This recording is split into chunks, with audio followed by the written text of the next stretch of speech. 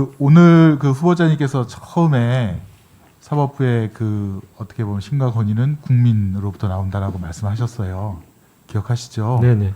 그래서 오늘은 조금 힘이 드시겠지만 후보자님이 국민에게 어떻게 보면 호소하는 자리입니다. 그러니까 후보자님이 대법관이 되면 사법부의 어떤 부족한 부분을 이렇게 변화시키겠습니다. 또 국민들의 삶이 정말로 바뀌어지도록 권한을 위임해 주신 국민들을 위해서 바뀌어지도록 이렇게 하겠습니다라는 그런 소신과 포부를 밝히시는 자리가 바로 이 자리가 아닌가 싶습니다.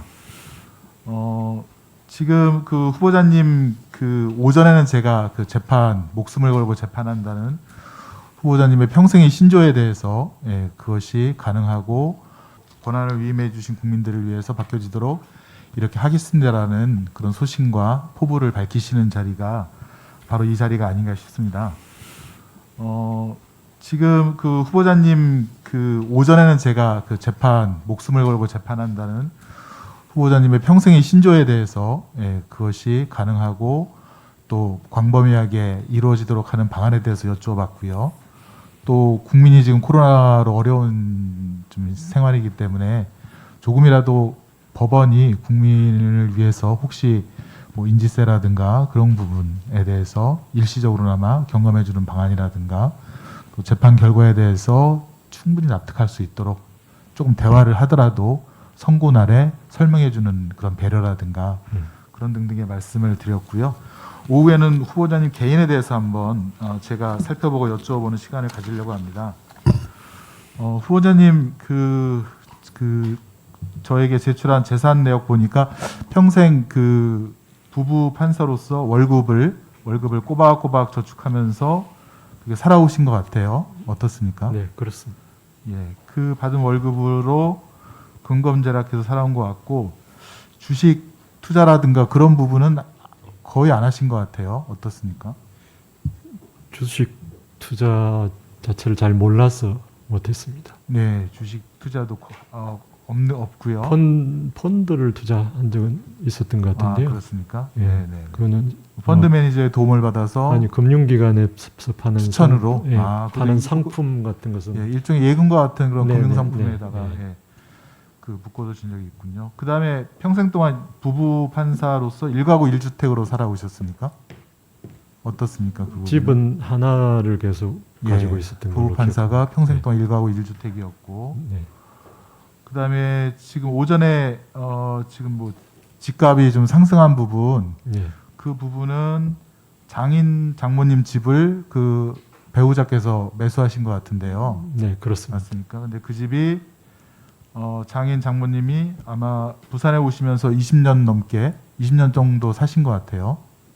그 집입니까? 예, 저희 애들을 양육해주기 위해서 예. 경북 상주에서 여기까지 오셔서 네. 저희 집 옆에 집을 구해서 사셨는데 네. 그 집을 계속 사신 겁니다. 한 그래서 20년간 계속 사신 배우자께서 어르신들 연로하시니까 그 집을 어르신들 네. 이제 예컨대 용돈도 쓰고 네. 여러 가지 이제 돌아가시기 전에 네. 여러 가지 여행도 뭐 그런 생각으로 아마 현금화 시키려는 생각이 있으셔서 아마 네. 배우자께서 매수하시고 자녀분께 이제 돈을 드렸던 것 같아요. 네, 네. 근데 그 집이 이제 우연히 아무튼 그 20년 동안 사신 집이 개발이 돼서 지금 이제 뭐 어떤 네. 그 프리미엄이 좀 붙었다는 거죠. 네, 근데 그게 그렇습니다. 이제 지금 실현된 이익은 아니고 네, 그렇습니다. 예, 나중에 2, 3년 후에 개발이 되면 어찌 될지는 이제 지켜봐야 될 일이고요. 네. 이걸 꼭 부동산 투기라고 단정해서 보기도 좀 어려운 것 같은 면이 있습니다. 어떻습니까? 투기를 했다고 평가할 수 있는지는 제가 평가하기는 어렵지만 일단 부모님이 사시던 집을 저희들이 무주택자였기 때문에 그 집을 그냥 사서 앞으로 저희들이 살 집으로 하려고 한 겁니다. 다운 계약서도 보니까 그게 원래 이제 2006년 1월 1일부터 관련 법률이 개정되고 시행이 되어서 네. 그때부터 이제 그 실제 거래가를 신고하도록 하는 그런 이제 법령이 이제 발의가 됐고요. 그 전에 후보자와 같은 2005년도에는 아마 시가 표준액 혹은 기준 시가 이런 개념에 대해서 알고 계신가요, 혹시? 그 당시는 아마 제가 그 집 101호 집은 처음으로 집을 산 때라서 부동산에 전적으로 맡기고 거래를 했던 걸로 기억하고 있고 뭐 세법 관련 규정이나 어떻게 신고를 해야 되고 이런 것 자체를 잘 몰랐습니다. 네, 그러니까 제가 알고 있는 지식으로는 이게 뭐 부동산 거래가 아파트만 있는 건 아니지 않습니까? 단독주택도 있고 빌라도 있고 네네. 창고형 건물도 있고 그래서 그거에 대한 정확한 시가를 국가에서 매길 수가 없어서 또 네네. 가격이라는 게 자본주의에서는 이제 공급과 수요에 따라서 언제든지 변동성이 있으니까 네.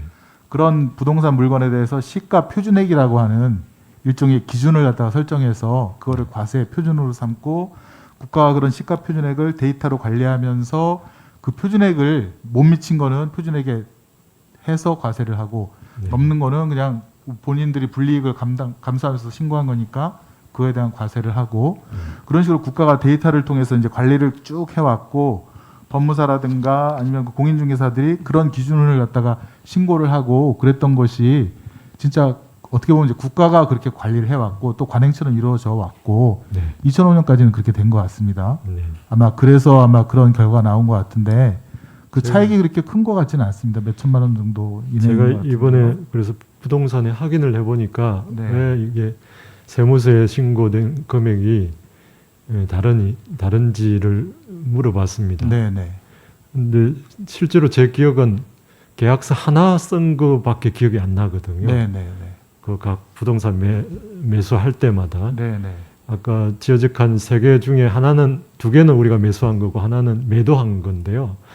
그래서 실제 계약서는 하나를 쓴 거로 이렇게 각각 하나씩 쓴 거로 기억해서 부동산에 물어보니까 그 당시는 자기들이 알아서 계약서를 하나 더 만들어서 뭐 신고를 했고 네. 매수인이나 매도인에 대해서 특별히 설명하지 않았다 이렇게까지 대답을 해서 네, 질문 마지막으로 한 개만 더 네. 드리겠습니다. 위원장님 1분만 네, 1분 더. 허락해 주시면. 네.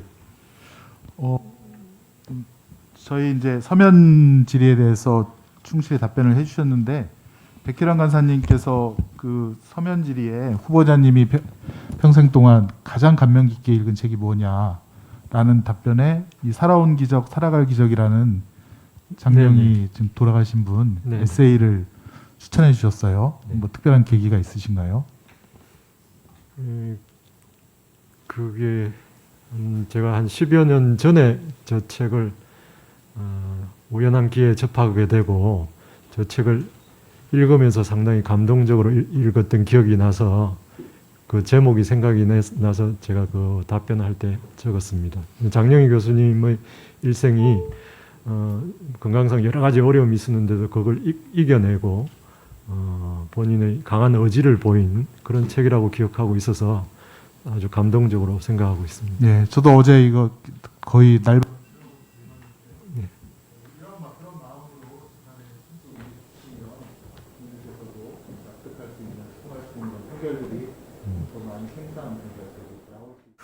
처음에는 제가 그 후보자님에 대해서 그 청년 때는 열정으로 민주화 운동에 헌신하다가 1987년 6.29 조치 이후로 다시 그 재입학하셔서 새 진로를 모색, 그 결과 사회 불합리를 개선하고 정의로운 세상을 희망하기 위해서 만들기 위해서 법관의 길을 택하신 거로만 알고 있었습니다. 근데 오늘 발표문 보니까 어렸을 때 돌아가신 아버지 그리고 홀어머니를 도와서 공장에서 이렇게 같이 일하셨던 인간적인 면도 알 수 있어서 상당히 또 새로운 면을 알 수 있어서 좋았습니다.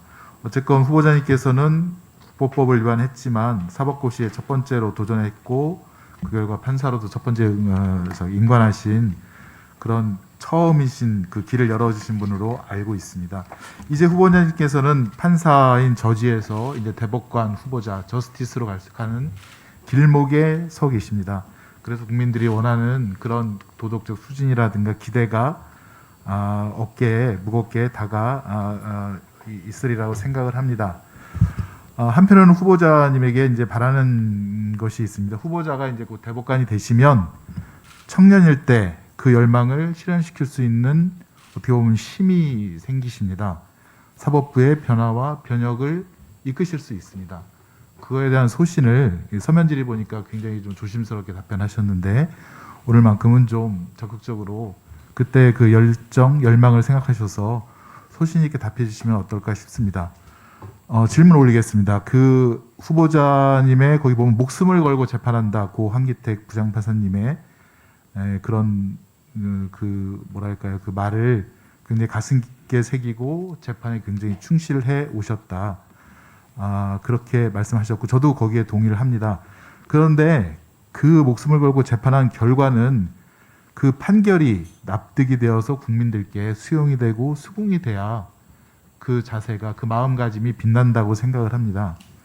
근데 안타깝게도 사법에 대한 국민의 불신 그리고 그 결과가 이제 상소율 제가 통계를 보니까 모든 사건의 3분의 1이 대법원으로 몰린다고 합니다. 그만큼 국민들이 불복을 못하고 마지막까지 한번 결과를 받고 싶다라는 그런 것이 있습니다. 그래서 이것에 대해서 후보자님께서 생각하고 계신 개선 방안이 있다면 간략하게 핵심만 찝어서 한번 말씀을 해주시겠습니까? 법원에서 파악하기로도 상소율이 높은 것으로 파악을 하고 있습니다. 그 대책은 주로 1, 2심 하급심 재판을 강화하는 또 하급심 재판을 충실화하는 것이 될 수밖에 없다 이렇게 생각하고 있습니다. 재판을 충실하게 하는 방법으로는 사실 조사나 변론 시간을 충분히 확보하는 그런 것이 전제가 돼야 되지 않을까 싶고 또 하급심에도 지금 많은 사건들이 몰려 있기 때문에 적정한 인원으로 사건 처리를 할 수 있도록 인적 물적 지원이 필요하지 않나 그런 생각도 하고 있습니다. 네, 저도 그 원칙에는 공감을 합니다. 우선 말씀하셨듯이 그 하급심이 충실하려면 재판을 맡은 법관의 증언이 필요하다고 보여집니다. 한국은 지금 1인당 17,500분의 국민 17,500분당 판사가 1명이고요. 독일은 4,000명당 1명, 프랑스는 뭐 10,000명당 1명이라고 합니다. 절대적으로 법관 수가 부족하지 않은가 그 점을 한번 해소 방안을 한번 생각해 봐 주시고요. 두 번째는 제가 자주 듣는 민원인데 항소심, 상고심으로 갈수록 인지액이 높아집니다. 네, 그렇습니다. 그러면서 사실은 이제 요새 코로나19 사태로 국민들이 많이 경제적으로 어려운데 법원이 인지액을 좀 전반적으로 낮추는 방안 플러스 네. 항소심, 상고심으로 갈수록 자료 제출은 더 하지 말라고 이렇게 하면서 인지세만 비싸게 받더라고요. 그거에 대한 국민들에게 와닿을 수 있는 대법관이 되시더니 이로부터 달라졌다라는 것도 한번 생각을 해보시고요. 그다음에 판결을 선고할 때 제가 좀 이해할 수 없는 게 당사자가 불출석 혹은 출석하더라도 이유를 설명해주지 않고 결론만 그냥 내고 그냥 끝납니다. 근데 사실 수긍을 하려면 재판이 이렇게 진행돼 왔고 당신 주장은 이건데 우리가 볼 때는 이런 점이 부족하고 상대방이 이런 점에서는 증거가 더 많다. 그래서 설명을 해줘서 당사가 어느 정도 납득을 하고 판결문 자체도 물론 있겠지만 그런 거를 구두로 설명해줘서 일반 당사가 납득할 수 있는 그런 개선 방안도 한번 적극적으로 검토를 해주셨으면 합니다. 그다음에 정보 공유라는 측면도 있는데요. 아까 판결문 공개도 있지만 저는 사실 이제 후보자가 대법관이 되시면 좀 더 과감하게 대법원에는 국민의 세금으로 근무하시는 분들이 그 지식과 경험을 모아놓은 재판연구 보고서가 있습니다. 굉장히 정보의 보고고 또 거기에 대한 외국 사례 등등이 많은데 그런 것들을 좀 비실명 처리해서 일반인들도 그다음에 또 관심 있는 변호사라든가 법조인들이 좀 접근할 수 있게 뭐 법학 교수님도 마찬가지입니다. 그런 것들이 실무에 어떻게 적용되는지 어떤 이론을 통해서 적용되는지 그런 정보를 좀 과감하게 오픈을 좀 해주시고요. 그다음에 사실 뭐 정확한 사실인정이 사실 뭐 후보자께서 대법관이 되시면 법리 선언에 이제 많은 역점을 두시겠지만 사실심이 충실하려면 정확하게 사실 인정을 해야 되고 그러려면 우리 법원뿐만 아니라 각 전문적인 직역에 있는 특수한 전문성, 투수성도 좀 판사님들이 알고 좀 이제 좀 공부를 해서 그래서 이제 재판에 좀 임하시는 게 그러려면 연수라든가 또 토론회라든가 간담회라든가 좀 활발하게 좀 해주셨으면 하는 바람이 있고요. 결론적으로 국민이 납득할 수 있는, 수긍할 수 있는 재판을 위해서 대법관 후보자로서 정말 적극적으로 청년일 때 그 열정을 한번 다시 돌이켜 보셔서 해 주시기 바랍니다. 뭐 소회가 있으면 좀 얘기해 주시기 바랍니다. 말씀해 주시면 좋겠습니다. 지금 말씀하신 국민으로부터 신뢰받을 수 있는 재판 또 판결을 하기 위해서 어떤 노력을 해야 되는지에 대해서 여러 가지 구체적인 뭐 인재부터 판결 선고 방식이나 또 연구원 보고서의 공개나 이런 구체적인 지적을 많이 해주셨는데 충분히 공감이 되는 말씀이고 그 부분에 대해서 충분히 다시 검토를 해보도록 하겠습니다. 아까 판결 이유 부분은 저는 크게 와닿았는데요. 저는 개인적으로 판결 이유를 가능한 설명하는 편이고 그렇게 재판을 해오려고 했었습니다. 네, 수고하셨습니다.